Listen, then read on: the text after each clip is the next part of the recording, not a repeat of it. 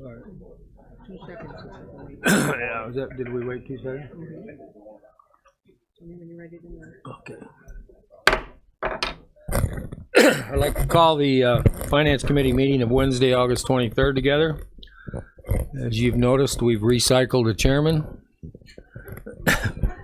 And I am the recyclee, or recyclor, I guess. Roll call, please. Oh, yeah.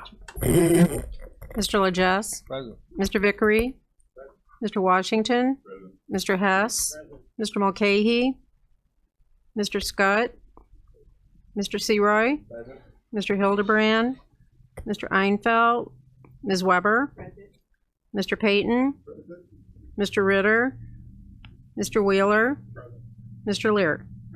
We have a quorum. Oh, there's my damn phone. I have no public comment. Does anyone have any public comment? Excuse me. That's what I thought it was.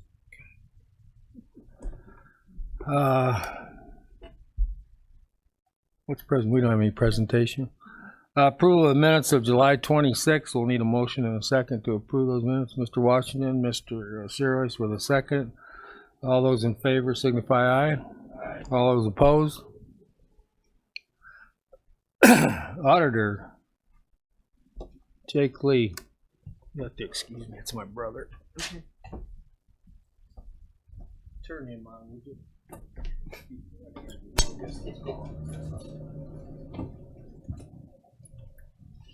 You're on your own, Jake. I guess so. Just us.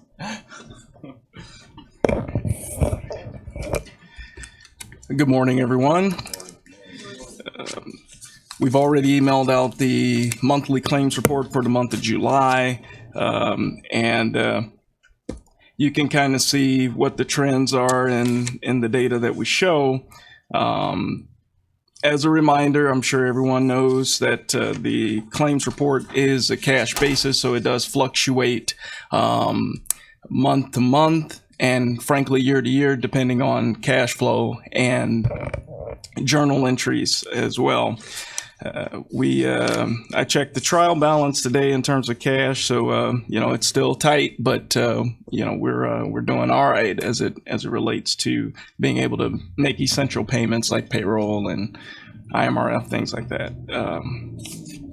Let's see. Other than that, nothing too out of the ordinary with this month's claims or July's claims. We're always a month in arrears. There are a few other things along the lines of claims that I wanted to bring up. One is that we've seen a lot of issues in terms of travel. I know that there was some conversation about per diems and different things like that.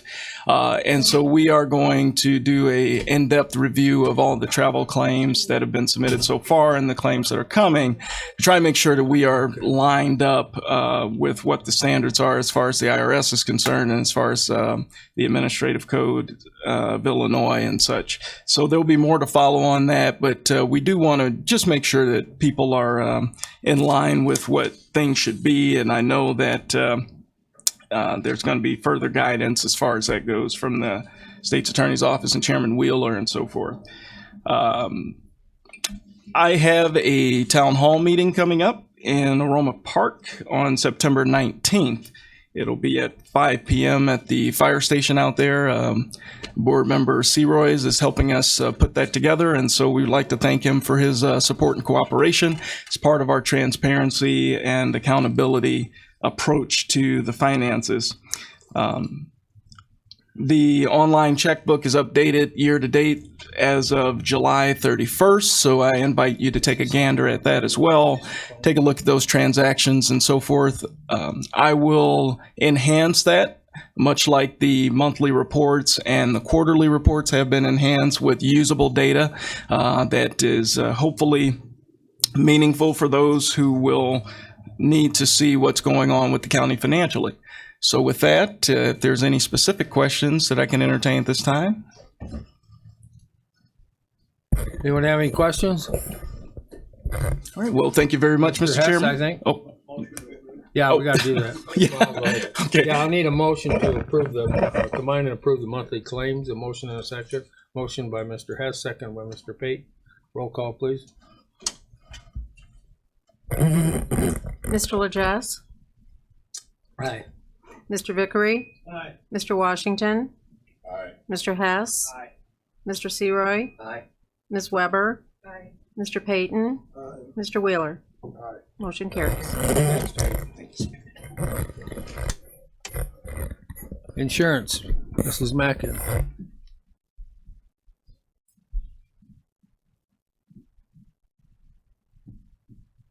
And staffing.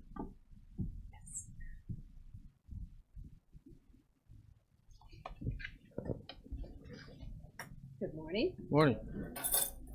Okay, you have your staffing report in front of you. This is for the August meeting, and it covers July 26th through August 22nd. The changes are highlighted, so we start out with the circuit clerk's office. They have lost one full-time employee, bringing their count to 33. Excuse me. The county clerk has also lost one full-time person, bringing their count to 10. Emergency System 911 has hired one full-time person, so their count is now at 32. Highway is down to their regular staff. Their 10 seasonal employees are gone, so their count is back to 31. Economic Alliance, we have one part-time employee that is gone, so that brings their count to 2. Then you jump down to Corrections. And the clerical, they have one part-time person they've lost, bringing their count to 5. Correctional officers, they have hired 5 full-time employees and lost one full-time employee, so their count now is at 115. The medical staff hired 2 full-time and 1 part-time, and they have lost 2 part-time, bringing their count to 16. State's attorney has hired 4 full-time employees, bringing their count to 32. So from last month, we had 510 total staff. We're at 506 current staff with the full-time equivalent of 454 and a half. That's all I have on the staffing report. Anyone have any questions on that? And we are now entering that time of year. We'll probably next month we'll have Mr. Lynch come and update us on where we are. Getting ready to go out to bid. He has already done some of that now and getting responses. So that's about all I have today. Okay, anybody have anything for Lynn? Thank you. Treasurer's Office, I'll need a motion to combine and approve the County Treasurer's Report for July 2017, the County Collector's Report for July 2017, and the monthly resolutions for September 2017. Need a motion by Mr. Serois, second by Mr. Washington. Voice vote. All in favor? Aye. All opposed? Motion carries. Nick? Good morning.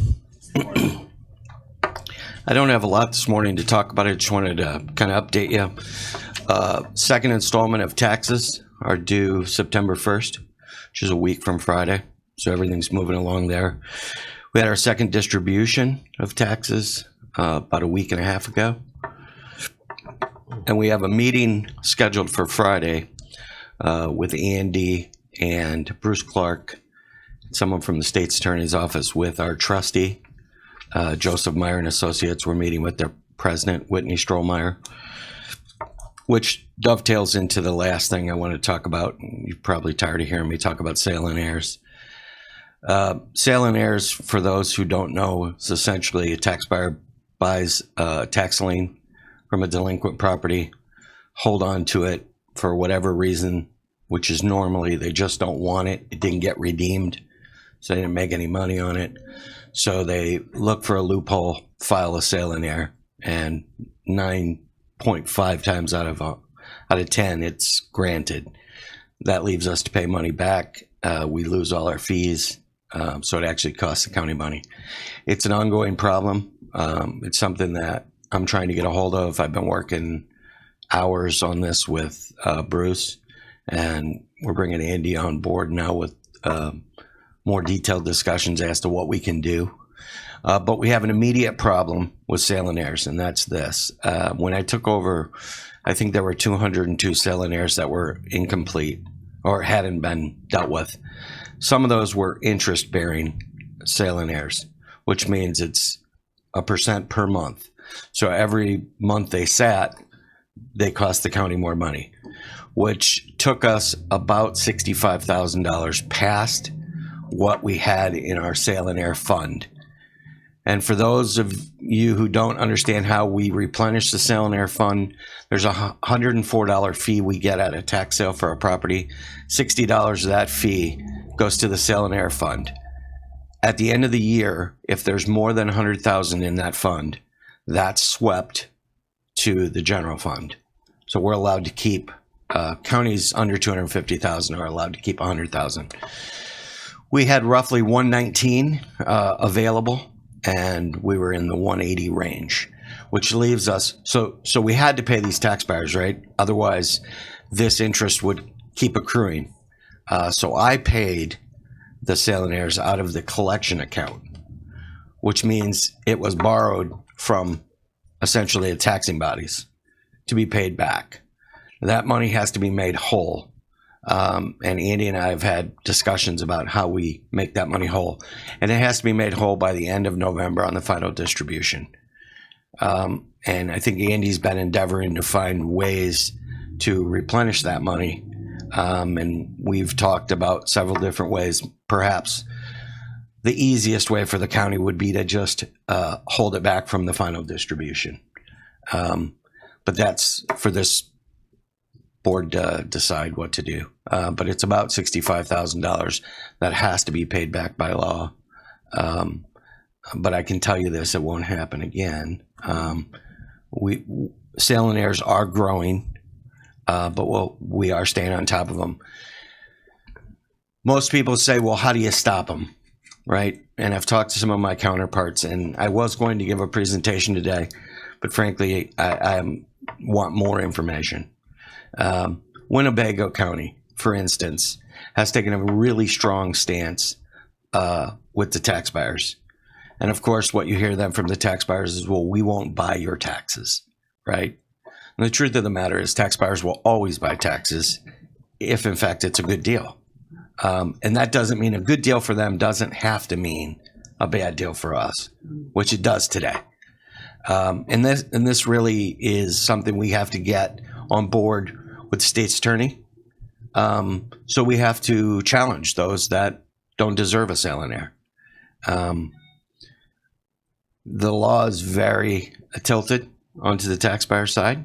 So if there was a stair that was there when they bought the property and that stair tread is missing, or there's a mowing lien for $70. There are all kind of reasons. So they sit on the tax for 2.5 years right before it goes to deed, and then they file a sale and heir. So we didn't get redemption. We don't want the property. We just wanted the redemption, which had interest attached to it. And the way that I can immediately change some of that behavior is to not sell properties that would generate a sale and heir. Municipal properties, for instance. We sold last year, I don't know, maybe 10 municipal properties. Those are an automatic sale and heir. And that's really a matter of going through the auction book and then the tax sale book and saying, no, we can't sell that.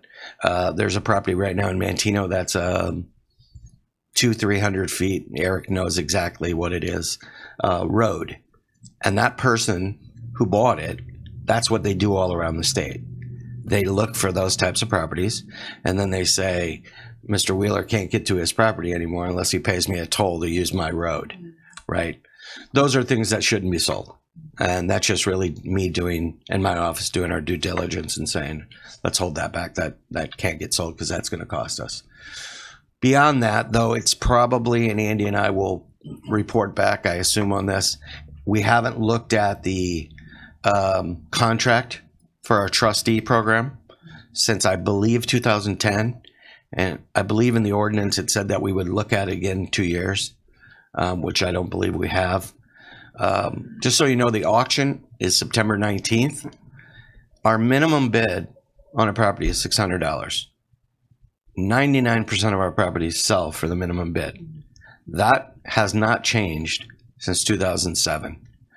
I don't know about any of you, but my electric rates, water rates, everything's gone up since 2007. So we probably see less than $100 on a property sold at auction. It's really, the idea is we get them back on the tax rolls, obviously, and we want to bring more tax back, but there's a balance that we need to strike. So the pressing issue right now for me and for the taxing bodies is how do we make the collector account whole by that $65,000, and I'll leave that up to you. With that, I would entertain any questions. Mr. Payton. Is that state law that What's that? governs selling area? Absolutely. So it has to be changed on the state. Well, it has to be changed on a state. What you find is when you talk to your counterparts, everybody has their own way of doing things. There are counties that say, well, the taxpayers threatened to sue us. Fine, we'll take our chances, right? Because is it worth them coming back to court again for $55? So there's people that take all kind of different avenues with the taxpayers. The law is the law, but there are things we can do within the framework of the law that will mitigate these. Because what's happening, and I think that I don't want to say that this board doesn't know about it, but there is a liability that builds, and this liability is building every day. And so when we're looking at our balance sheet, we're looking at it outside of this potentially ballooning liability that could be 300, 400,000 3 years down the road that we don't really know about. So I feel like it's my responsibility to keep you apprised of where we're at on it. I obviously want to sell our taxes. We can use the revenue, and we should. There's $1.47 million in open tax sale, open forfeitures right now, which means Todd didn't pay his taxes. Someone bought them. They got a sale in air. Todd still owes those taxes. That money's been sitting out there since 2012, some of it. I'm going to take that all to the tax sale this year. So our tax sale should probably generate more money than it has. But the amount of work, and I think Bruce Clark was at the community services meeting, and he brought this, and this doesn't explain anything from this vantage point to you, except that this is one property which probably has 10 transactions, 7 different tax buyers. It's a convoluted mess, and it takes hours and hours. And so we lost money on this property, but that doesn't even count the man hours.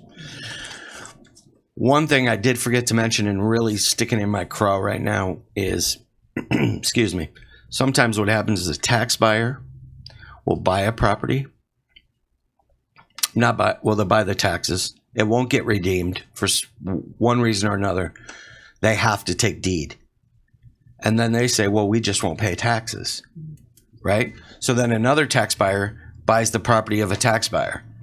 And I don't know this to be the case, but we certainly are going to find out if those tax buyers can be eliminated from our sale.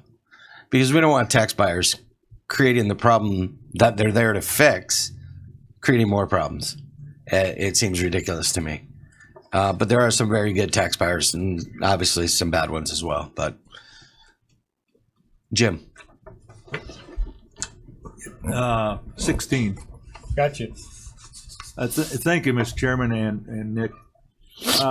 You mentioned the $600, the minimum bid. Do you have a recommendation on raising that? I don't have a recommendation for dollars, but we'll have to take a look at the state law and see what it allows for.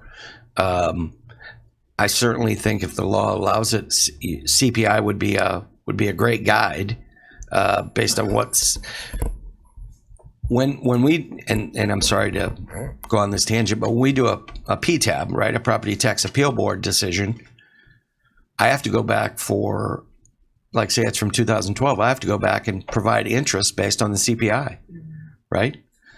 It would seem only normal that whatever the inflation rate is, or the CPI has been for the last 10 years, our fees should have gone up. But I will look into that and report back to you next month what the law says in terms of raising it, and then I'll have a recommendation.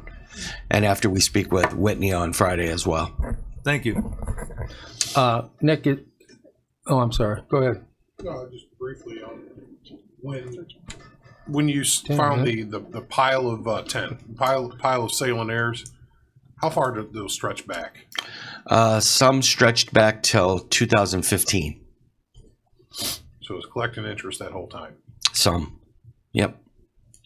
And, without casting aspersions on the former treasurer, I know they were light a body in the office, but this is one of those situations where you cut it off your nose to spite your face. You think you're saving, but you're actually costing yourself. But there was 202 that were sitting when I took office, 100 probably that had been unopened, the mail.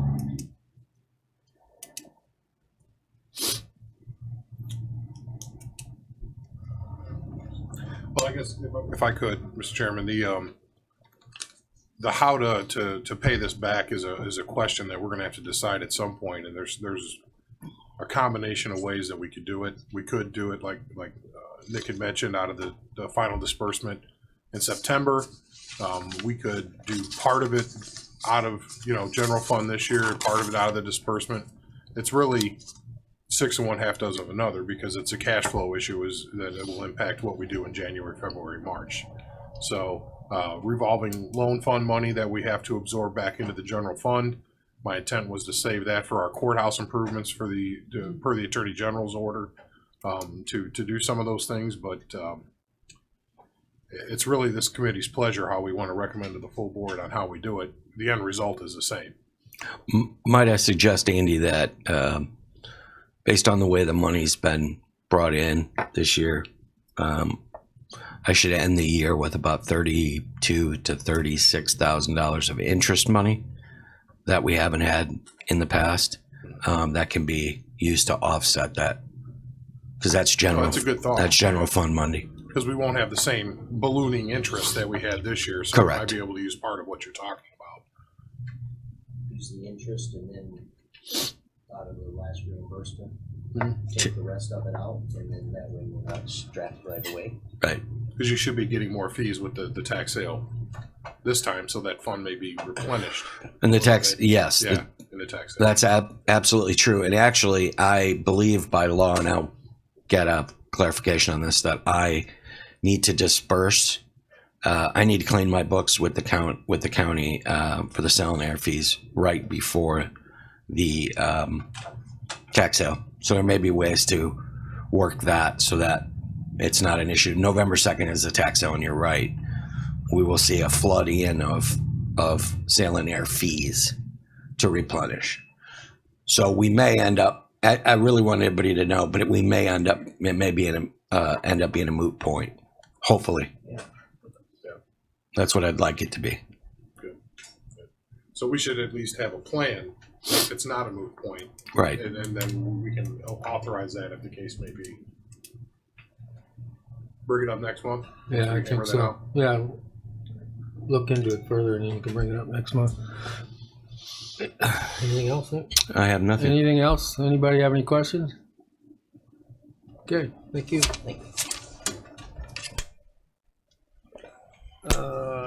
Finance is next. Mr. McCarty, most of you know, had a nephew that passed away. So Andy's going to do the presentation for the finance. Thank you, Mr. Chairman. Yeah. Basically, you've seen a lot of the reports, it's pretty standard fare. We'll get to Moody's at the end. We'll get to Moody's at the end. We'll get to Moody's at the end. Why don't you sit up there? I gotta keep the donuts within reach. That might be better. This microphone's a little better up here. There you go. Now it looks official. So we can start out with, I guess, the standard reports that we see. We'll get to Moody's at the end. Up here. Basically on cash flow, you can see a lot of the disbursements have been made. We received another one this month. So our cash position right now is okay, but we know how that works going forward. We won't get another one until the end of November, as we just mentioned. So right now we're running on receipts that come in, and we're caught up a lot better on payables. We were able to get somewhat caught up with 911, which they were happy to hear about. But again, that's what I'd like to be able to do is to be flush with those folks at the end of our last disbursement, because we know that as cash gets tight, just like with all of our vendors, things get stretched out January to June. Considering next year we'll get $1 million less dollars on our tax anticipation warrants, we don't see our payables changing much in the near future until we're credit worthy outside of the local community. So that's something that we're looking at. We should all keep in mind that 2020 is the year that we need to be solvent on our own, so we're able to access outside capital outside of this area. So we're moving in that direction. We have a plan to get there, and all things are, according to Moody's report, which we'll talk about later, things are looking much better in that respect. But cash flow is still an issue, and it will manifest basically after September again. So if there's any questions about that, we can go forward. Looking at our, we got replacement tax. We can look through those forms. The main ones to look at that we do on a monthly basis are, income tax is still somewhat of an issue, but use tax is up.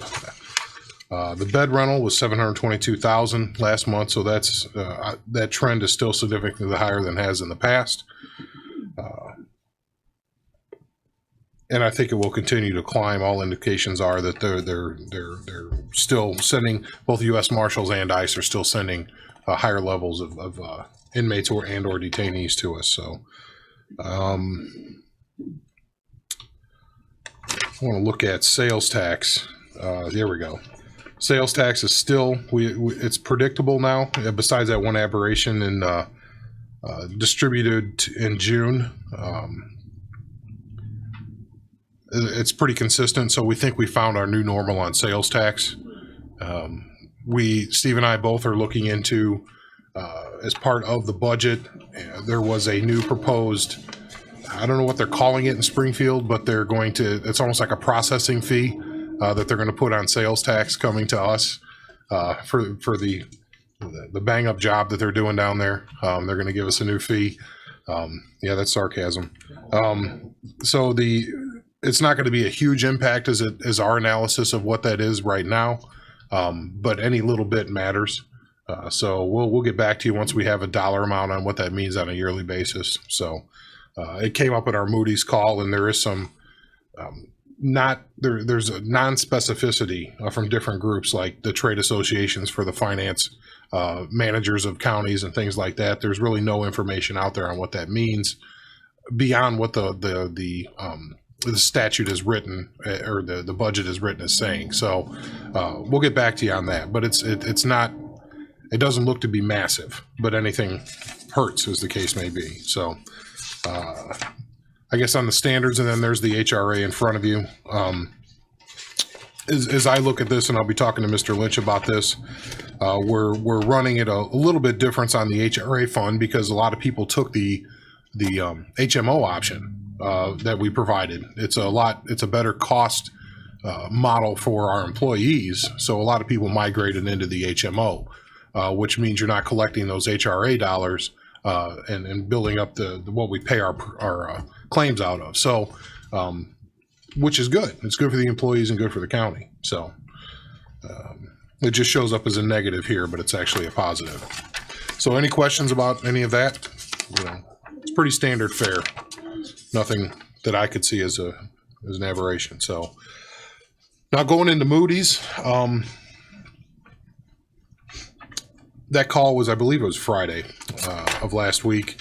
It was an interesting process. I hadn't been through that before. I don't know if anyone else has sat in on those calls, but it's basically an interview. We give them a lot. They know the data. We give it to them again to verify things, and then we check back to make sure all the numbers jive with what they think and what we think, and they want to know how things are going. And so it's a highly, and I don't know, Mr. Chairman, if you've been part of that process, but it's almost like we're being interviewed, and they ask a lot of very specific questions about what's going on and what the plan is, because the plan is paramount to these folks. They look at the numbers, they look at the trend, but they want to know the plan.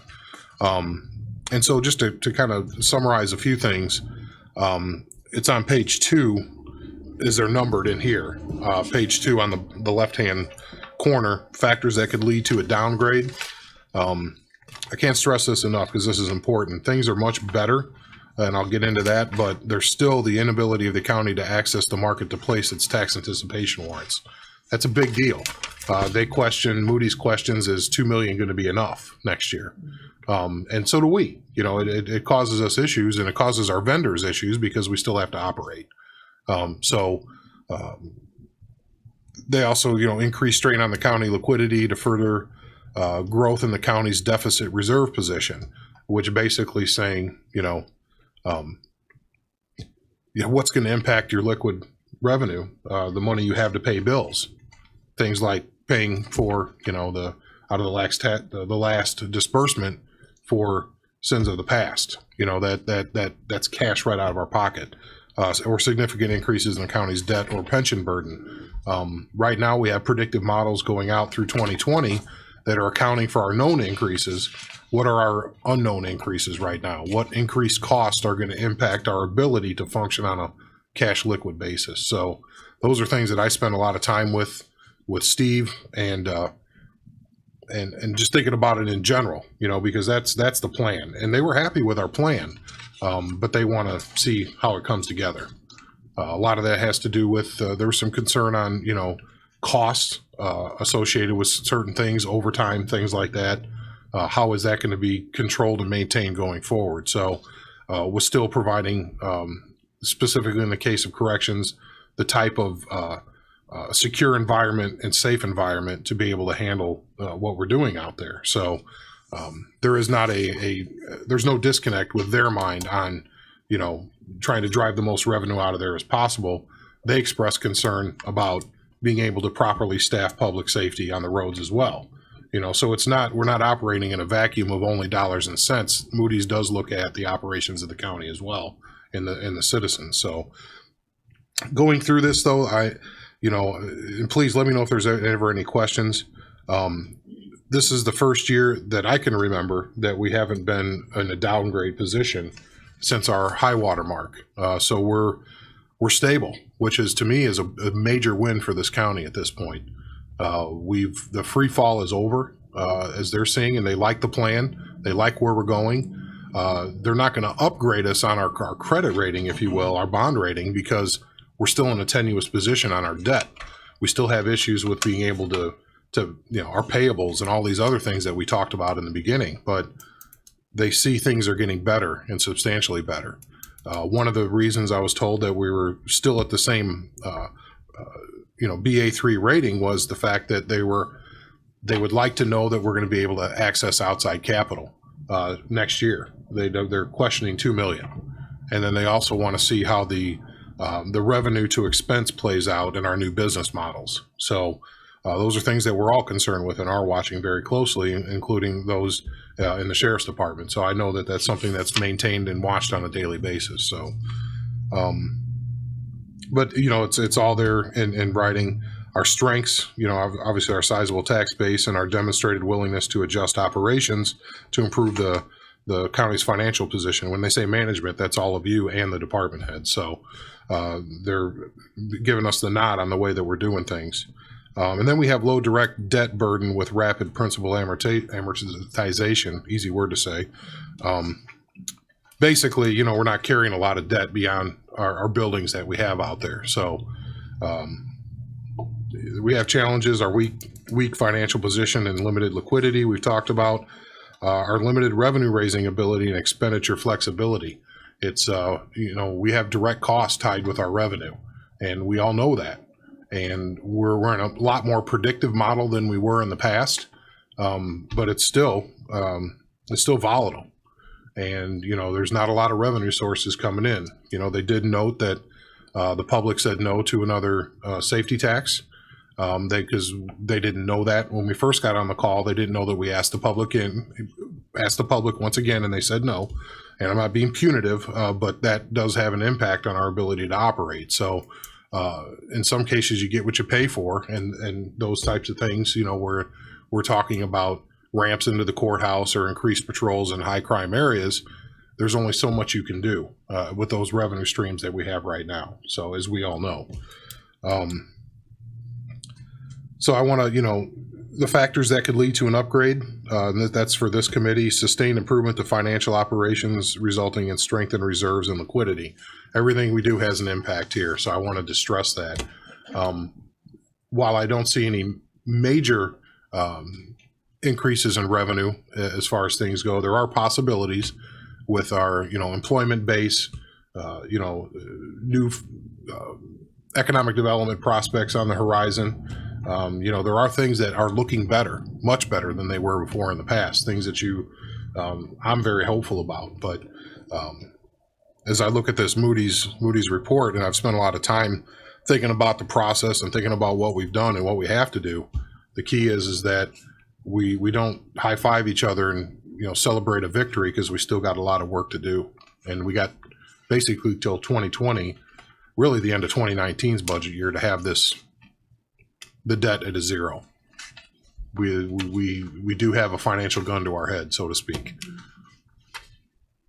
So I guess any questions about that process, the call, any comments, anything?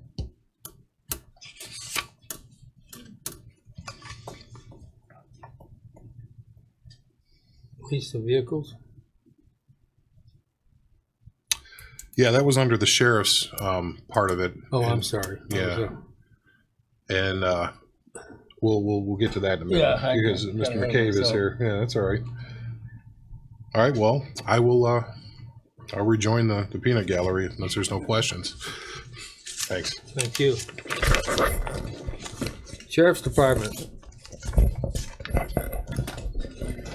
Put on a little weight, didn't you, Mike? Oh, Key.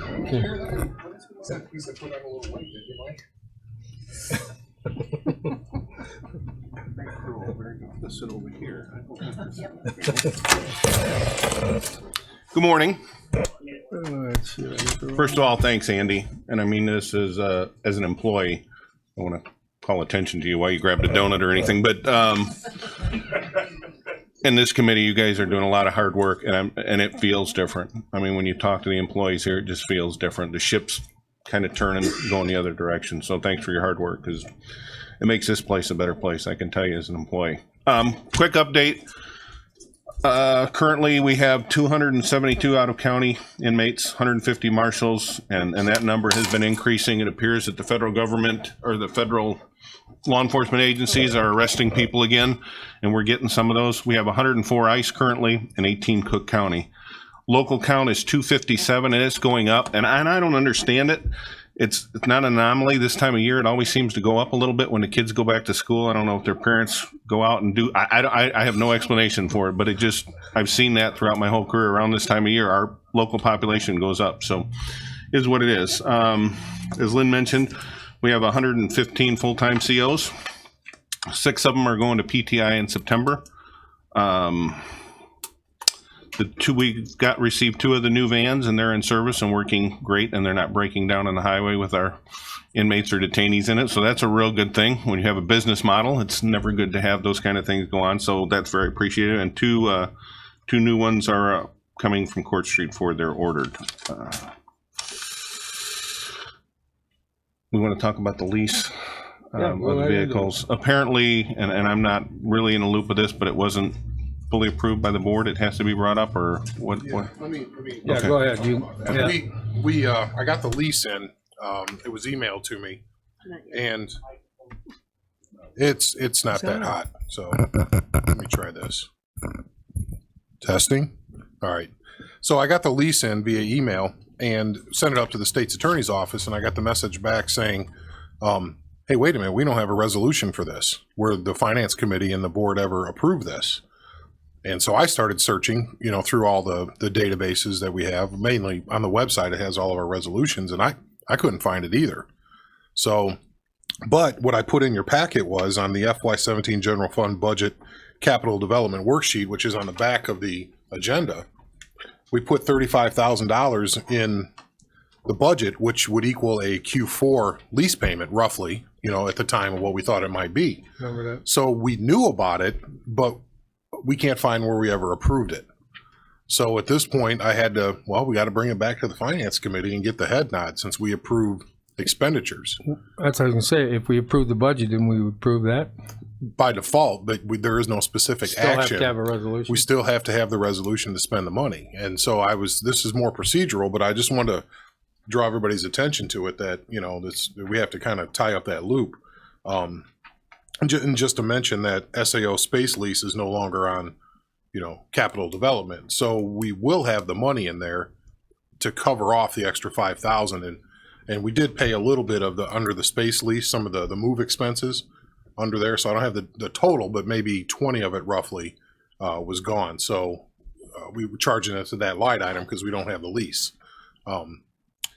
So I guess, you look at the total lease amount and the amount financed over, 12 payments, we have to be cognizant of that. Allocation is going to have to come in future budgets. So next year it would be, 40,000 times, 4 in next year's cap budget, so every quarter. For the 4 quarters. Yeah. So we had to talk about that and make sure everybody realizes what we gave a head nod to last year, as it appears it did, or else it wouldn't have been in the budget. So we have to kind of talk about that a little bit. You have a question, Bo? We can take a motion and then have discussion. Motion by approve the lease of 11 vehicles. That the way you're looking at it. Yes, it's 11. Okay, and then Mr. Washington with a second, then we can have discussion.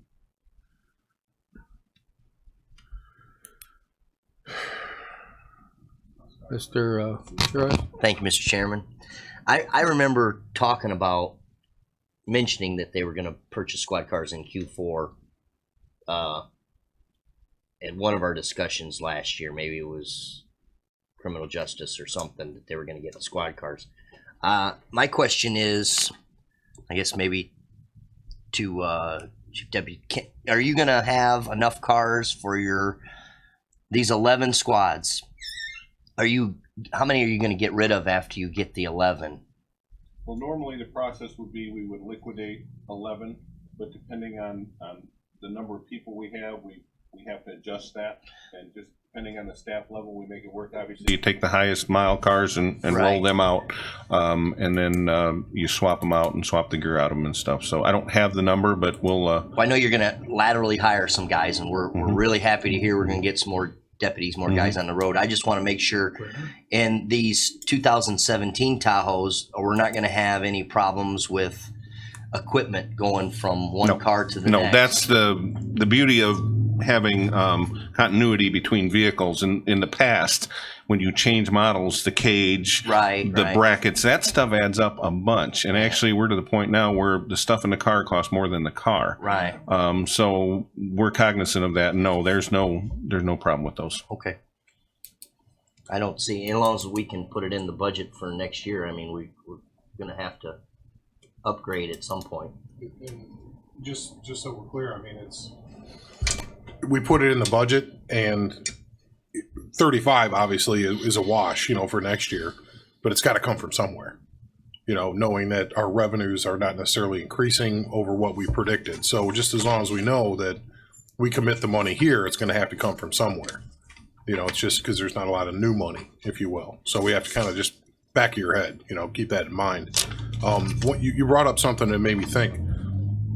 Through attrition, you know, like with, you know, Swinford leaving and retirements, how many people are you guys down in the department? Is it 4? Well, How far you want to go back? I mean, we went from 67 to just 42. since last year, just since like last year, you know.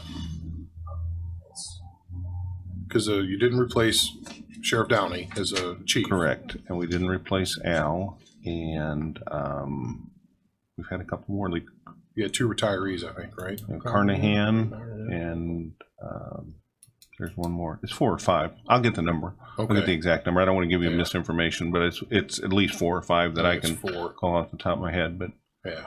Ryan and no, Ryan's one. Kinnison. That's 5 then. Yeah. If you get Carnahan, I don't know if he was 15 or 16. I don't remember.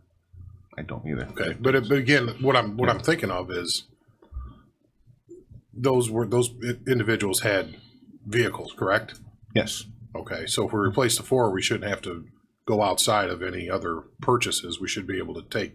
Do we shift equipment, or you got to? It depends. How does that work? Like Chief It scared Swinford me had when an you- unmarked car, so it's not like that is counted towards the patrol fleet. I see. So just depending on the position, Corporal Ryan had a marked squad, so that's a wash. Okay. So It just scared me when you said that the equipment is more than the car. That kind of was like, oh, wait a minute, you know. Well, it is. If we're moving from one to the other, it's okay, but we'd have to account for that new spend on equipment. So that just occurred to me. Okay. Mr. Lair?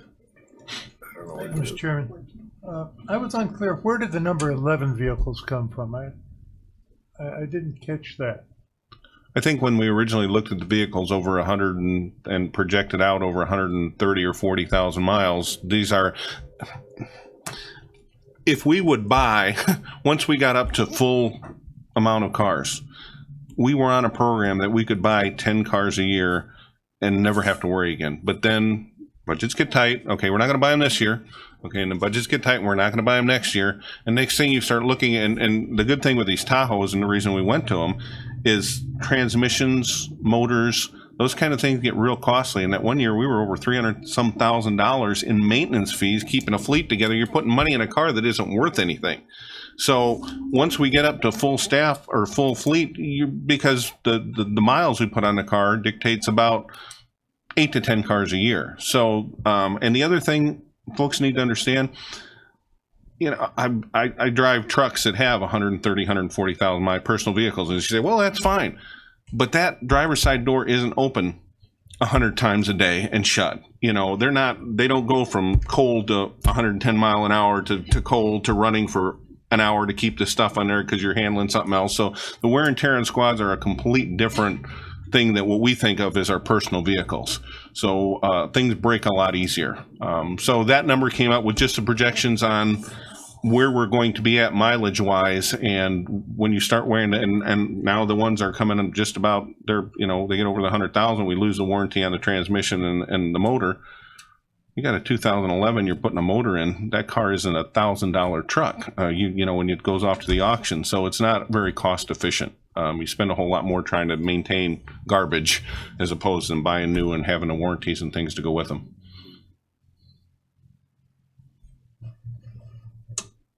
Go ahead. Thank you again, Mr. Chairman. When was the last time we purchased vehicles? It's been a couple of years, hasn't it? It's been several years. 3 years, Bones? Mm-hmm. Yeah, I think it's been about 2 or 3 at least. I think it's more, but let me phone a friend. I was gonna say they might phone you if they're watching live. Yeah, he knows who he is. But so we're 3 years out of purchasing vehicles for the sheriff's department. I think it's time we start to renew their equipment. Mm-hmm. And I understand when you get to the 100,000 mile mark on commercial vehicles, and that's what basically you're running a commercial vehicle, you're going to lose that warranty for your transmission, and those are your high dollar items. Yeah. Those are the $6,000, $7,000, $8,000 jobs that can't take place. But so I've got no problem with making a motion or approving this motion that Okay, 2013. 2013. last new so townhouse. 17 now. Yeah, 4 years. Bones and, Bones? Oh, me. I just a quick question. What's that mileage threshold so you can get the most out of it when you send it to auction? So like 70, Well, 60? Yeah, the process is, and the previous sheriff, Tim Mikowski, talked about this. Literally, if we could get on a program and maintain it, but I've been here 20 years, it never happens because budgets go to heck. And when we buy Tahoes at state bid, they are significantly cheaper than what the public pays for them. So you buy one at 24, 25, whatever it is right now, where if one of us would go to buy it retail, it would be a $35,000 or $40,000 vehicle. If you keep it under 75,000 miles and you roll it back into the fleet, you get a significant payback. You get over more than half the value of what you spent on it. But the problem is once you get over that 100K where the trannies and the motors and even the cab companies go, oh no, and it turns into $1,000 or $1,500 vehicle, where before those lower mile vehicles, they're still bringing really decent money. If you look at Kelly Blue Book or stuff, and once you get over the 100,000, though, the value just drops out of them. So if we ever get to that point and we can get on a rotation and stay consistently, we can drop the cost of purchasing vehicles significantly because the money we get back can be poured into new vehicles. Gotcha. That makes sense. anything? Mr. Vickery? Thank you, Mr. Chairman. I think the need is there. I don't think anyone is not in support of the need. I think Andy's question is, how do we pay for it? Where do we get the money? We're talking about $450,000 spread out over 12 payments. So that's the question. Where do we get the money? The need is there. We know that. We need to set up 12 payments of $40,000. And where do we get the money? That's the question. Thank you. Yeah, I agree. Any other questions?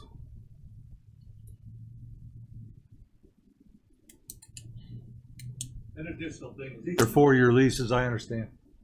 I believe so. Yeah, they're 4-year leases, and you buy them at the end for $1, and then whatever you can turn it back into is what it is. But they're 4-year leases, so that we went to a lease program years ago because buying them it just doesn't work. You just can't afford to go out there and lay that cash down. The lease, even though we pay 4%, is the only way we can finance it. The only way we can afford it. Thank you. My one. Well, then the question is, do we pass this motion and try to figure out how to pay it, or do we go the other way and figure out how to pay it and then pass the resolution or the motion? Really? Sure. Just my only thought on that is it becomes a budget issue.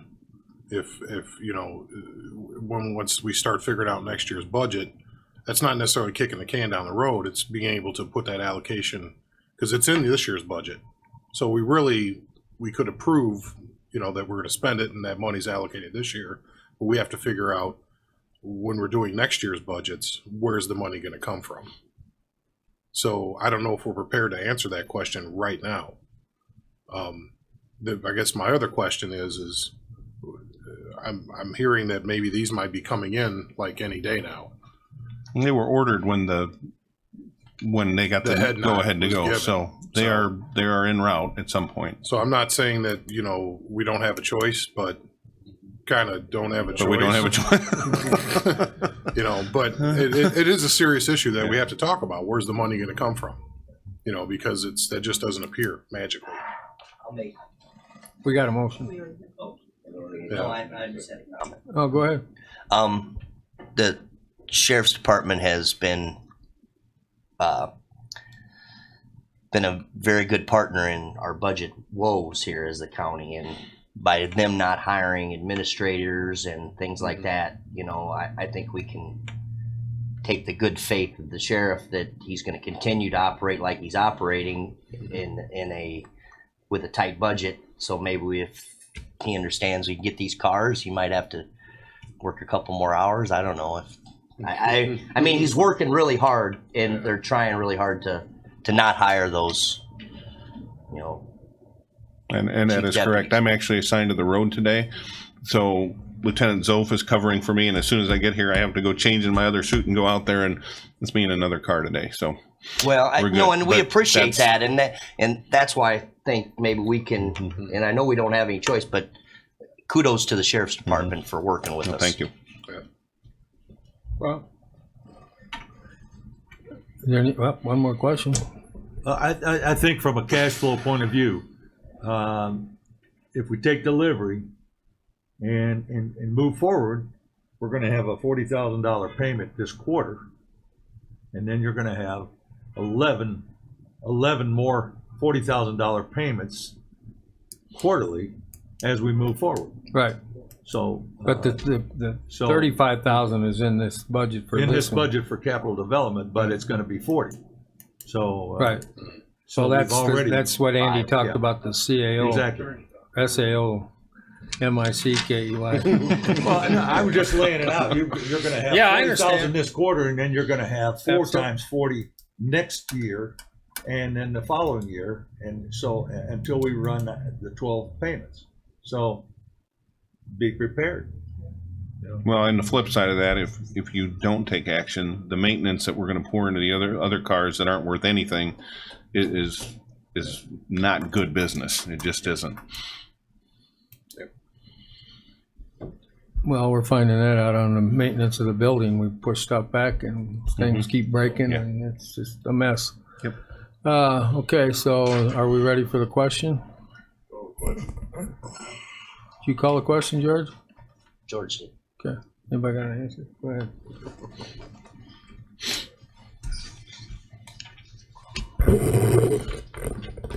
Mr. Legess.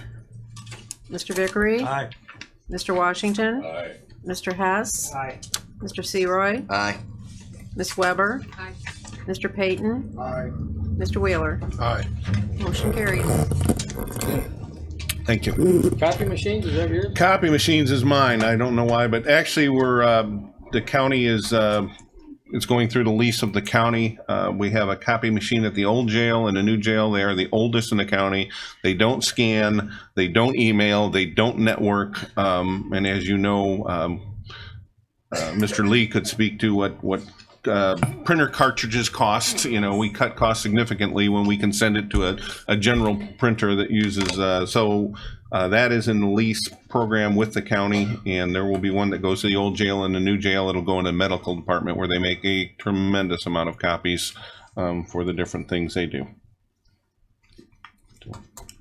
If you have any questions, I'll try and answer them, but I'm not a copy guy. Yeah. Is this under a lease, Ken?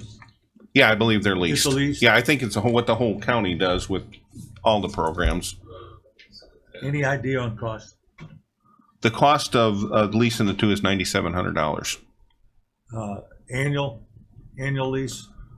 I think that's the total cost of the lease. I did not see, I apologize for not having the answers. I've just got it on here for, I will find out and get it to you. If it's annual or,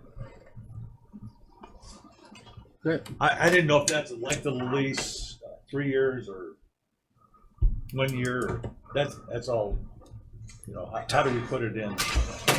Locked.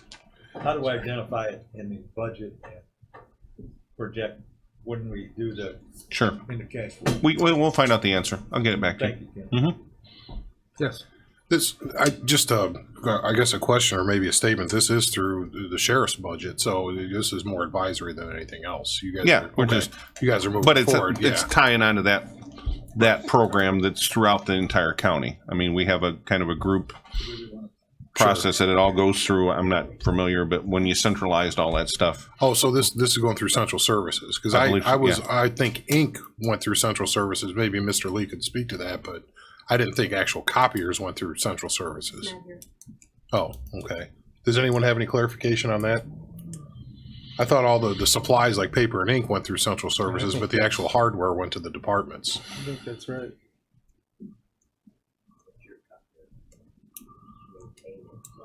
Oh, we'll have to figure that out. We'll figure it Get out. the Yeah, board we'll- advice. Yeah, we'll Sure. figure it out. So it's not a huge sticking point, but you know, it's if every other department has to pay for their own copier out of their budget. You see my point that we need to be consistent with Sure, the other absolutely. one. So we'll figure it out. I do have a point, I guess, of clarification. The motion on the lease of 11 vehicles, it would also include the authorization for me to sign the lease agreement. That's correct. Okay, we approved that, but I need specifically to have it say that I'm authorized to.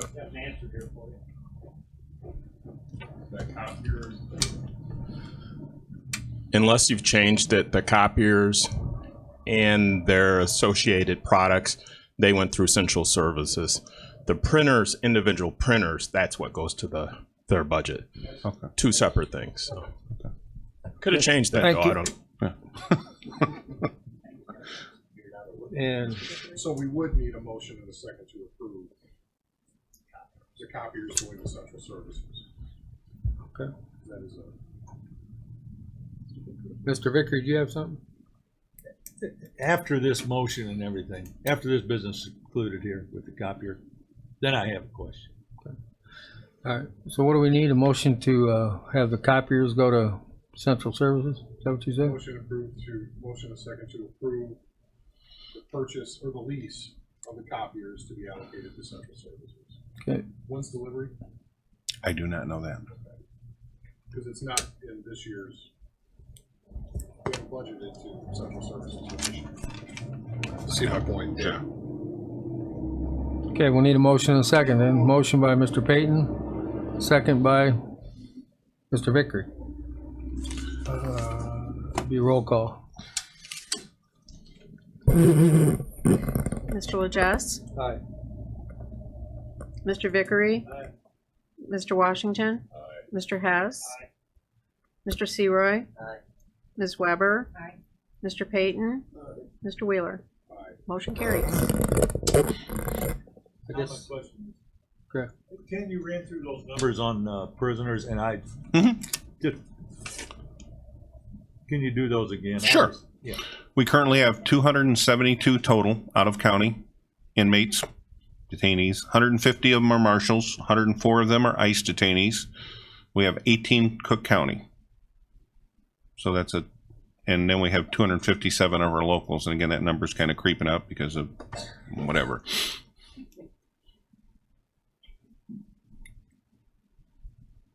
I have a question, Mr. Chairman. Okay. It moves on. It's something that I would ask in our old new business section.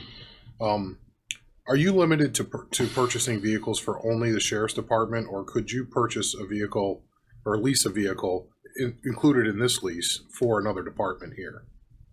Because we're going to be talking about a planning vehicle, because we have one falling apart, and currently they don't have any four-wheel vehicles, and we're thinking of potentially doing that because they've got to go in rural areas where they have to call a snowplow to get places, and then they got to go up in the field to look at Probably something. deter it to refer it to Mr. Rowe, but if they are available for state bid, if they are legally authorized to do that, which I assume they are, but I don't know, I'm not a lawyer, I don't play one on TV, Okay. I would say, yeah, that could be included in that package. Okay, all right.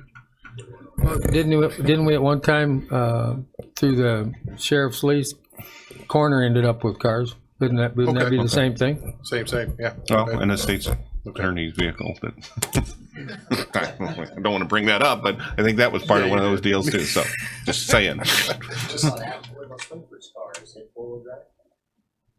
Unmarked, I mean, it could be. Are you guys use it every day? Currently, it is in use, but I don't know the availability of it. It is a Arcadia, yeah, I think. 2013 or something. Yeah, it's an older Arcadia, but we can look at it. As long as it's four-wheel. Okay, we'll talk. Yeah. We'll talk. And if it's all-wheel drive, that's different than four-wheel drive. That's, you think you've got, it's apples and oranges. You don't want all-wheel drive for what they're probably looking for. You need four-wheel drive. Yeah, I'll call you back, okay? I always thought we should have our departments vehicles share with other departments. Mhm. Well, it'll be less than an hour. And we never really done that. Okay, bye-bye. Thank you. I just had to ask before you hit the road, Yeah. so to speak. All part of the job. So I think you're done. Am I done? You wanna hit the road? Super. I will go Literally? out there and, Literally? literally. I hope you don't involve a foot chase. What are you trying to say, Mr. Lucas? That's why they gave us cars. That's why they give us cars. We did the sale and air, didn't we? Yeah. All right, we did the other business sale and air. We'll go on to old and new business. The PZA committee, new vehicle for planning. Do we, Gary Phillips is here. what I'm hearing from everybody is, do we need to check with the sheriff before we buy a vehicle in case he's got a vehicle that's available? That's basically it. The planning in the PZA meeting, Dell held up a huge Dell Helbert. He's our new employee. Dell held up a huge chunk of his frame that fell off the bottom of the car. It's safe, but it's, I believe, in 07 or 06. I mean, it's old. Gary Hey. Phillips is here. Oh, Gary, if you have anything to add, let me know. But basically, PZA said, send it to finance. We think that we need to get a vehicle. And as I mentioned, we should probably look into four-wheel because at times, some of these rural areas, they have to call highway to go plow so they can go look at a property. So it really involves, involving two different departments and two different cost centers for something that might be able to be solved with a four-wheel vehicle. So, Well, that was my question was, though, do we want to hold off till we talk to the sheriff to see if he has a vehicle in his stock that they could use before we go ahead and buy a new one? we will. But what I'm looking for is You want is something in case he doesn't, we can go forward? we can have him added to the lease. Is Oh, what okay. I'm getting at. So I Gotcha. don't want to have to wait a month and then the cars are already here. Got you. So if we want to get something processed, or if we want to wait till the fourth quarter to do something for next year's budget, which is what I was coming in with before I thought of this other item while we were sitting here, maybe we look at doing something for Q1 of next year. It's not absolutely immediate. Snow's going to fall, but so it's kind of for the committee to decide. We are going to have to do something down the road. And that might be shorter down the road. So Okay. just a kind of open discussion. Okay, so where are we at here? You need Gary to talk? You want to talk, Gary? Yeah. Okay, go ahead. Thank you. Thank you, Mr. That's Chairman. long enough, Gary. Thank you. All right. Back in 2004, the sheriff donated to our department 4 Chevy Impalas. They were new cars, and they're 13 years old. Last year, the maintenance costs kind of skyrocketed for the department. We had exhaust system repairs, windshield wiper motors, defroster fans, safety items that we had to get repaired.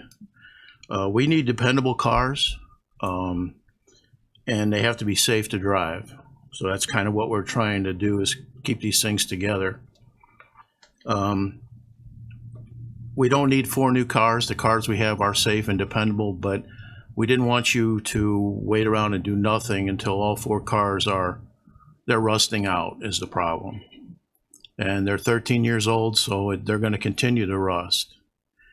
So we wanted you to be aware of that fact, so we didn't walk in here in 3 years from now and say, hey, we've got 4 cars that we got to have 4 brand new cars, or 4 better cars than what we have.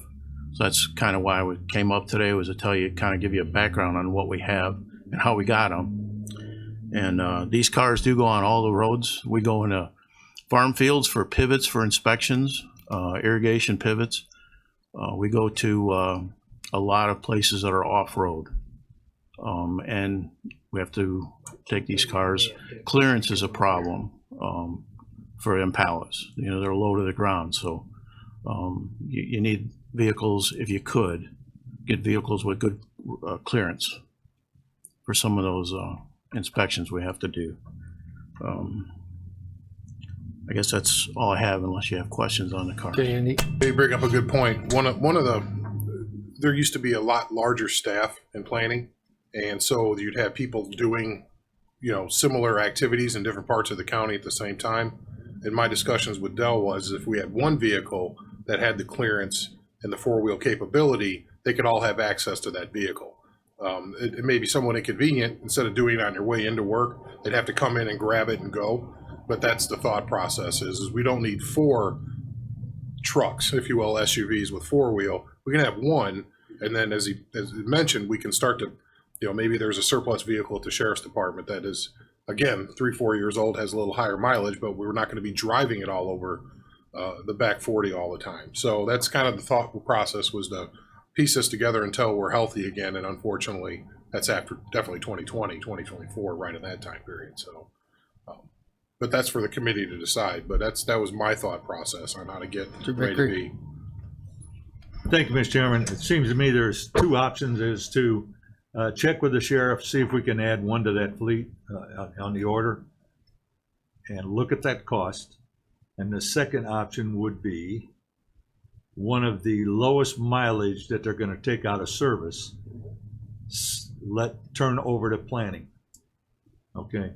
I mean, if you got one with 100,000 miles and it's going to planning, it doesn't need to be used every day in its 4-wheel capacity. So one of those vehicles could be redirected to planning. That's an option. Okay, whatever the committee's pleasure is, but that's an option. Okay, that's reasonable. Those are 2 wheels. All the sheriff's vehicles are 2-wheel drive. Yeah. Yeah, that But was. the clearance now, he's just talking about the clearance. He's getting a 2-wheel drive car now. If he had clearance to go see these pivots, if you're not mudding in them, they're out. They're just they just need to get there and not tear the exhaust off the bottom of the Impalas. The car that I have will last the 47 days I have left to work here. Well, I hate to hear that. Then you could buy it at an auction because you miss it so Well, much. is that Mr. Washington? What's a pivot? Irrigation pivot in the middle of the fields for the farmers that C13. water pivot for irrigation systems. We have pipelines that come up out of the ground in the middle of fields that have Valves and electrical devices that we test. So yeah, we're out in the middle of cornfields sometimes. Yeah. And we've had a lot, you've probably heard that there's a lot of solar farms that are going to be coming. Those are all get inspected for electrical connections and transmission lines and things like that. So there is quite a bit of off-road, but not every day. Thank you. Do we want to phrase the motion the way Mr. Vickery? I think that's appropriate. Yeah, it sounds good. I presented it as just an option. Well, I mean, that's the way I think the motion should read. That way we have the option to do either way, go either way.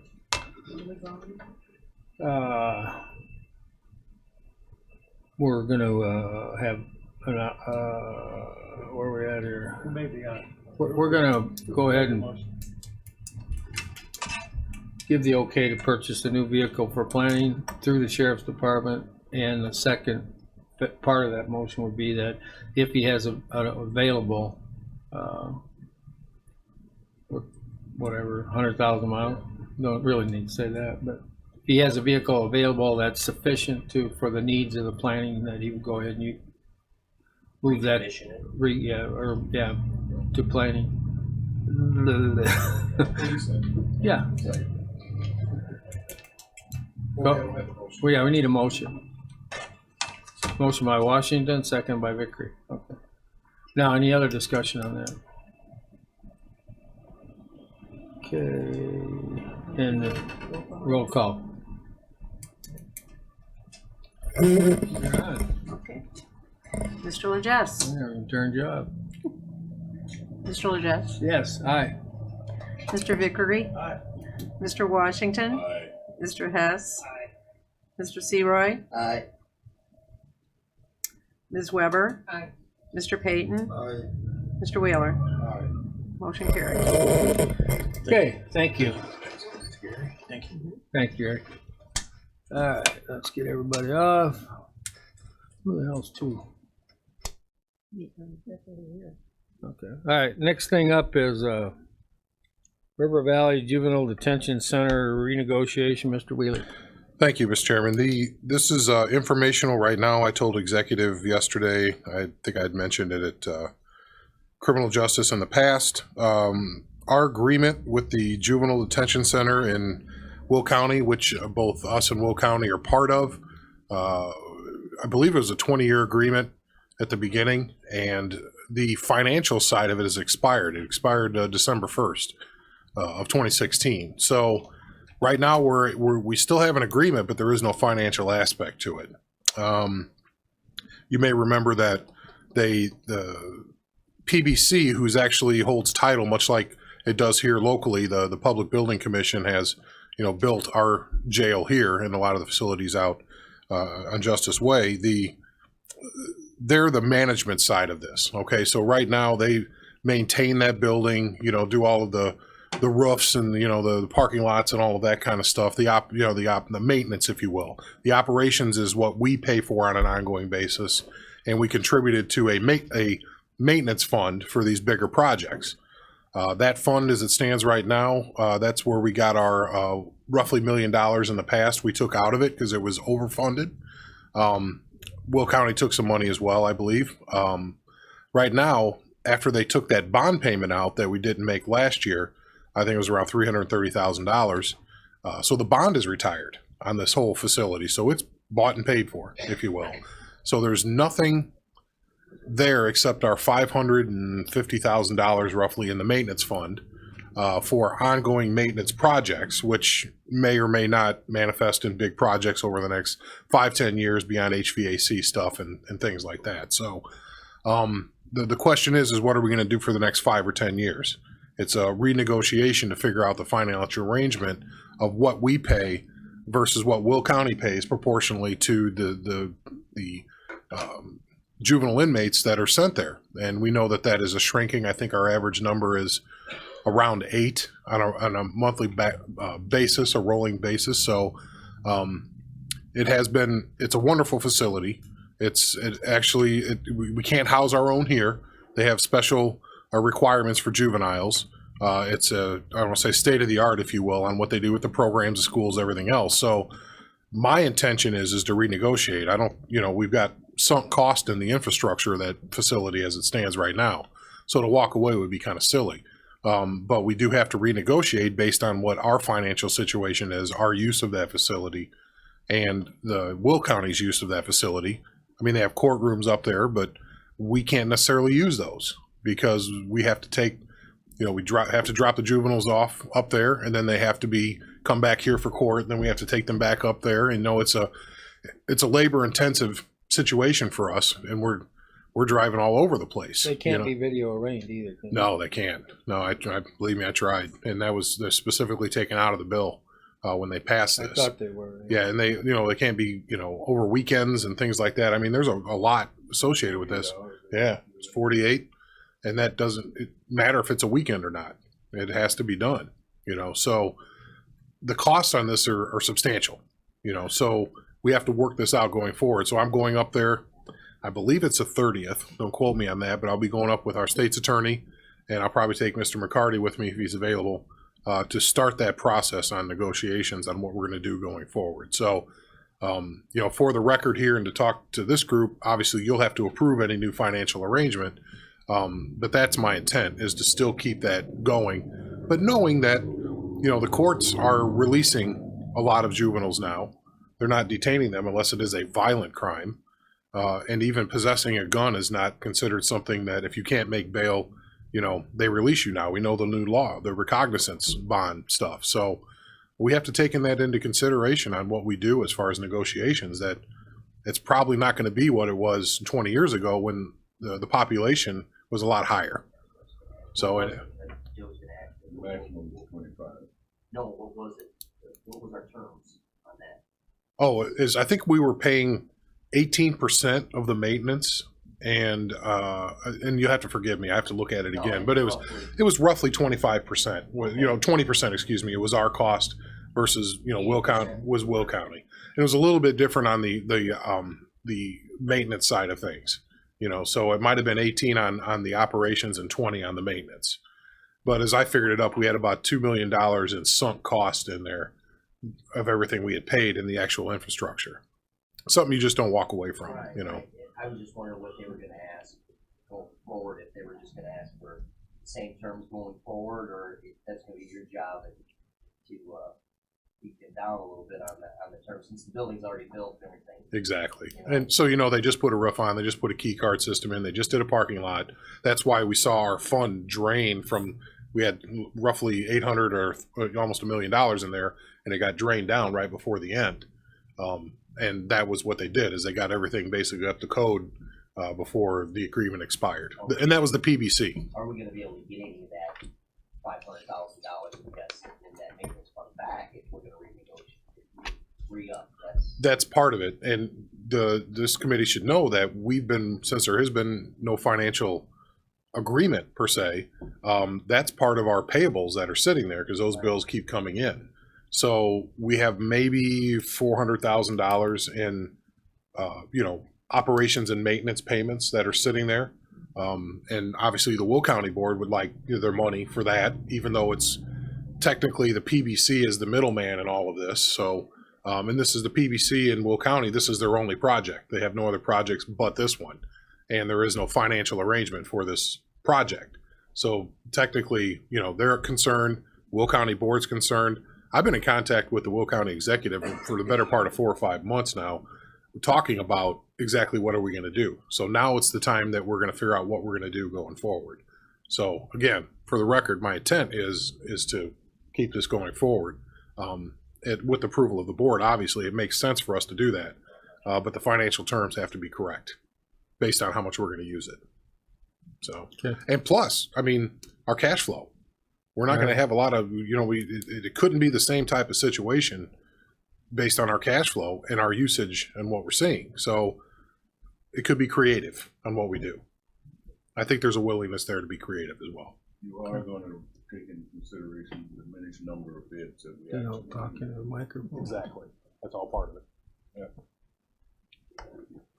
Yeah. Okay. Just one question. Yeah. Yeah, thank you. Andy, is it in our interest to try and negotiate a per bed fee? Is that each day that we use a bed there, a certain cost, if we can come up with a cost? If we're only using 8 beds a day or whatever. Yeah. Owner instead of a renter.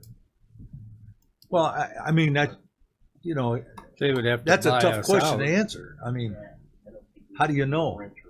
Well, it's without getting too into the weeds. I believe the old price, and Mr. Latham could correct me if I'm wrong. I think it was $133 a day. The $133 a day. It's $140. Okay. But there are other considerations to that. To your point, I think that our landed cost, our sunk costs, we would abdicate if we have that type of relationship. We're not an owner anymore. Right. So if any of these, part of the marketing, if you will, that I've been speaking with the county executive about is that there are other people in the boat that we're in. And what facilities are they using in Grundy, Ogle, all these other, Iroquois, all these other areas? Because I think we have one of the finest, if not the finest in the state. Are we reaching out to other counties who need to do the same thing that we do with our juvenile detainees? So there are, as we know, because in our business model, you have increased population, you have increased costs. So you have to kind of build that into that model as well. Transport, everything. So that's a very good consideration, and it is one that we have a fallback. To be honest, there's other facilities out there that, Danville has one, Cook has one, but it's not as good as what we have, and we have a great partner in Will County. I don't think that we should walk away from that, but it has to make financial sense what we come up with, and I think it will. Okay. So, Anything else on that? Okay. Bid letting. Parking lot overlay, is that the old jail? That is the old jail. Part of we have two situations. The first of all, that part of the ADA concerns of the courthouse were not enough accessible parking. Okay, so that was that complex, if you will. That's all part of the same discussion. You have to have a certain amount of ADA spots. So at one point we were looking at that. You could group ADA spots together, but the hill was too tall. You know, basically to go up that hill if you did need assistance. You know, if there was nobody around, you couldn't get up it basically. So we solved part of that problem by having our accessible spots in the circle drive in front of in the back, the south side of the courthouse. We still need, and we've heard in Building and Grounds, that we have a major problem on the south side, or the north side of the jail, excuse me, the old jail, that there is basically no parking lot anymore. It's just gravel and dirt. You know, it's bad. And I feel if we plow it, we'll probably have all dirt. So we have, now that we have our reentry program, I believe, and Mr. Lear knows the name of that. I'm drawing a blank on it, but that reentry program is located in there now. And so that parking lot's full. And so we have a serious safety issue. Plus we have the ADA ramp is crumbled. So we have issues there. And part of what the AG's response was is they need this all ADA parking up to code, if you will, date certain by May 30 of next year. Okay. Might be 28th. I don't remember how many days are in May, but yeah, 30, 31. I don't remember. So we start getting into seasonality issues. Okay. We have a problem with when we let these bids. What if we have a long winter? What if, so right now we're up against it as far as if we want this done this year, it has to be done like now. Okay. We have to get this going now. So with notification issues, you have to publish it in the newspaper for 2 weeks on a bid letting. We would have to approve that today, and I'll explain a little bit about what that is in a minute. We'd have to approve this today, go in the paper, and then we have a finance committee meeting, which I will impress that everyone needs to be at, so we have a quorum, at 8:45 before the 9 a.m. full board meeting to open the bids. Okay, because other than that, we'd have to push it another month. Then we're into October full board before we approve it. And we could, who knows? We could have snow. You never know with what goes on with weather. So the good part about this is that this whole project, as we talked about, was about 80 grand with all the curb, all the ADA ramp, and we're talking concrete ramp out of the parking lot, signage, the whole deal, pavement. It's a total rework in that area. The good thing is that half or maybe a little more than half the highway department's going to be able to do for us. Okay. So really in this bid letting, we're just letting the overlay. And I can't thank Mr. Rogers enough for this because it's really saving us. Now that letting, if you will, who knows, it may be 40, it may be 30. We don't really know where that's going to come in, but that's roughly the estimate. That's what we'll be opening bids for, is the overlay. He'll do all the prep work and get everything ready, and they're just going to come in and put that down. The hot mix is costly, probably because the oil, I guess. I'm not sure, but it's not cheap. Okay. So that's why I'm bringing it here, is because we would have to approve it here, and then he puts it in the paper. Yeah, he puts it in the paper, and then we open it up 15 minutes before the full board meeting, and then recommend for accepting, and then we approve it at the full board that same day. So, Mark, am I missing anything? So we basically making a motion to go out to bid? Yes, go out to bid on this 17, 5000 PK parking lot overlay. And then that would be it. So this really it's two issues. First of all, now that parking lot's being used, it's a safety issue and it's a mess. Second thing is I've got to, we're working towards being done with our ADA concerns, and this is part of it that has a date certain. So, okay. Oh, by the way, the 40 could come from revolving loan. That's the other side of it, where the money could come from. Yeah, even though would be dwindling, we have, that would bring us down to around $100,000 in the revolving loan fund that we have to absorb into the general fund anyway. Mr. Bonejangle. Thank you, Chairman. After being on Highway and Bridge for several years and going through some bid lettings, Mark is back here. I hope he can vouch or whatever, but normally if you get 2 or 3 bids, the motion is to take the low, most responsible bidder. If we open them bids and those bids aren't going over in 15, I mean, there's no way that they could go through them bids in 15 minutes. Mark, you understand what I'm saying?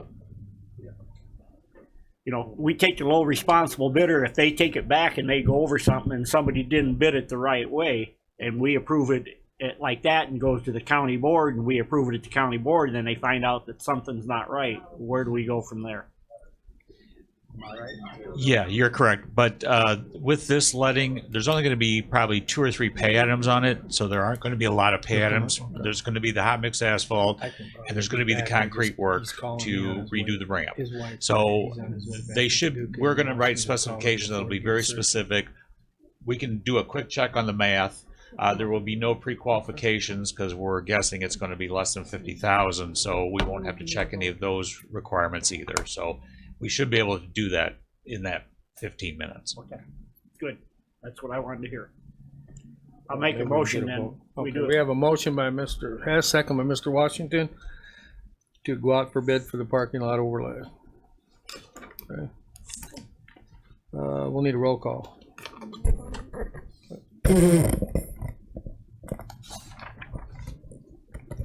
Mr. Lejess? Aye. Mr. Vickery? Aye. Mr. Washington? Aye. Mr. Hess? Aye. Mr. Seroy? Ms. Weber? Aye. Mr. Payton? Aye. Mr. Wheeler? Aye. Motion carries. I'm gonna have Mr. Vickery come up here for this last thing. We had a death in the family. I gotta make a phone call.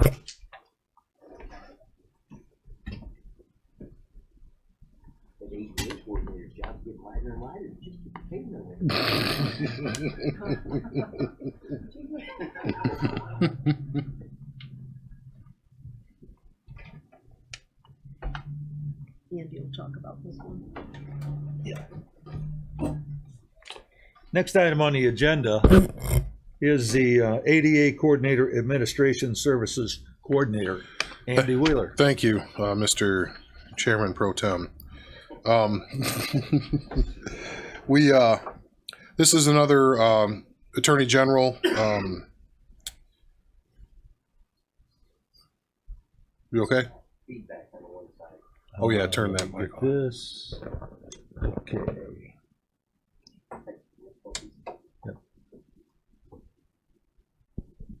We good? 10. Thank you. One of the other date certain items that the Attorney General's office sent to me, and by the way, it was a very encouraging letter. They've approved of all of our steps. Now I sent another communication yesterday. We're on the road to working through this. This committee will hear some things next year about how do we pay for a ramp and a courtroom upgrade, if you will, to be accessible.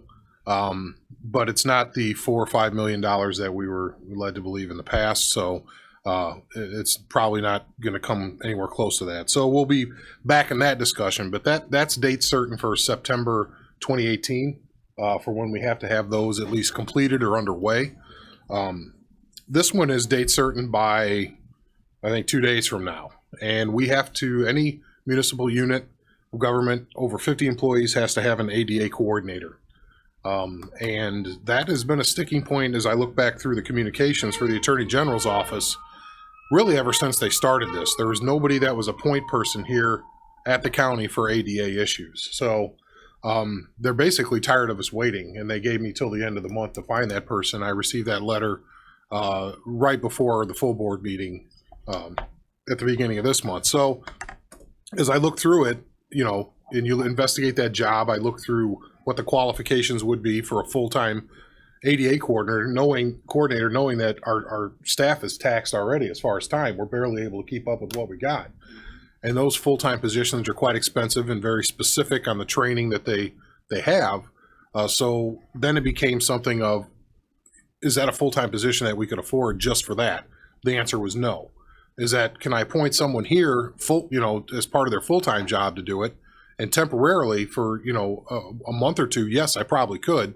Problem is if the Attorney General said, oh, by the way, here's this pile of things that I need you to do as the ADA coordinator, we don't have the people to do that. And we don't know that won't happen. So my thought was, okay, now I'm looking at a part-time position, and how do we find a person with that skill set for part-time, and who's going to come work for what we can afford to pay? And it became obvious that we'd have to train somebody into that job. So then I started thinking about what else do we need as a administration department? And then it occurred to me that since we had an employee leave in finance that had all of the workforce board, because we're the fiscal agent for the workforce board and they give us an allocation, one person, that job is going to be divided up against more people, and it's going to take more time. Even Steve is working on it now because we got to get up to speed. We got to know what's going on. So I figured out, and I approached the workforce board, and we had a nice conversation, and we're going to up our allocation from the workforce board to cover expenses. So that would be another job that this position would do, would be to process all of the claims for the workforce board. And so I'm able to cover off a large part of this position based on the time they spend, obviously, because they're going to be doing a lot for the workforce board, and they're going to be doing, on the claim side, some simple accounting. They'll be assisting, obviously, in HR and in payroll and in county board stuff and anything else that we're going to be doing in the administration side. That's why I came up with the title of, Administration Services Coordinator. It sounds fancy, but it's basically you're doing a lot, of different things. So, and you need someone who has a lot of attention to detail, because at some point they're going to have to be able to take a complaint on an ADA issue, follow up on it, be able to walk into like a restroom and say, well, that bar is not the right height. So it's just not, a $12.50 an hour job. This is something that has to be highly analytical, maybe has to learn how to either knows or looks at prints, has an idea about HR, so it's not just that. So I have to bring it to this committee. I brought it to, the executive committee to let them know what was going on. So the other problem is I got to do it by the end of the month. So I posted it so we can get applications in pending approval from this committee to go ahead and pull the trigger. So happy to answer any questions you might have. We need a motion to move forward. So moved. Mr. Payton, Mr. Washington.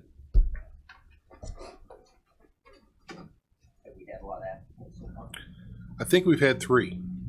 I believe that's what I heard this morning. So Any discussion? Yes, Mr. Seroyce. Thank you, Mr. Chairman. What would be the typical, or is it a typical college degree that maybe an ADA coordinator would come from? Is there a specific skill set? And I can't think of any unless they were in like the special education side of school, but went into more of administrative. It's almost something that you either learn on the job, or there is college degree programs for something similar, but it always involves like the building sciences, like being able to know, that technical drafting and those types of things, or architecture. You get that kind of background.